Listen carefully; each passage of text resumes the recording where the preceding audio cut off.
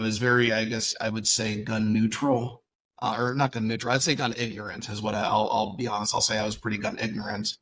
I kind of joked on the, first podcast that I did on here, a little over a year ago. I used to think that a Glock was a slang term for a gun. I mean, this is how ignorant I was, several years back. But essentially what happened was, it was probably about 5 or 6 years ago, I want to say now, and I can't remember exactly when it was.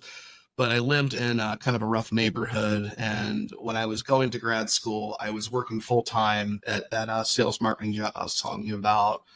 I was going to grad school. I was doing practicum, which is essentially, pretty much doing counseling just under supervision from school professors. So, I mean, I was essentially like quite literally working 60, 70-hour work weeks, like all things considered with homework and all that stuff. So I was gone a lot. And what very obviously happened is my house was scouted out. It happened pretty much because I used to come home from work, change clothes, go to school, I'd be at school for a couple hours, then I would come back. Literally, it was a 2 hour window. It was right when a time change happened. So it got dark at like 4or 5 o'clock. And I came home from school that night and I saw that my front door had been kicked in, TV was gone.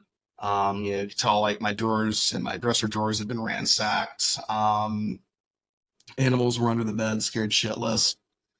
So it was just like a really, really kind of, I would say it was a pretty traumatic thing for me. After that happened, I was, having nightmares of like things happening. I'm very fortunate that I was not home when it happened because, like I said, this time I was very very gun ignorant. I didn't have any firearms in the home.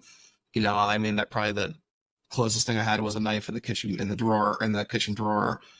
But I was having these just really crazy nightmares. My who's now my wife, she wasn't living with me at the time, but I'm thinking like, what if she was there alone? What if it was the middle of the night and we were both in bed together and somebody came in? I mean, just I was having all these crazy nightmares, all these crazy scenarios.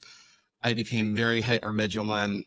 Every time the doorbell rang, I would jump, 10 feet in the air. Just very hyper vigilant and just constantly thought about it. Even during the day, I was just constantly playing through these scenarios. And pretty much what it came down to, I was just like, I need something to protect myself. So my wife, my now wife, did an awesome thing. She got me a gift card to Thin Feather Fur, which is a gun shop or a kind of outdoors shop around this area in Ohio. So I went there and I got my first firearm. I knew really nothing about firearms. Like I said, I just was kind of at the mercy of the salesman at the counter. So he talked me into a Walther CCP M2. That was my first firearm.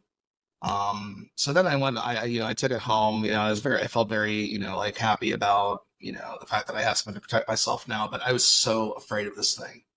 I was so afraid of this thing, Kevin. So like I would have it, sitting down like at my nights. I would have it at my nightstand.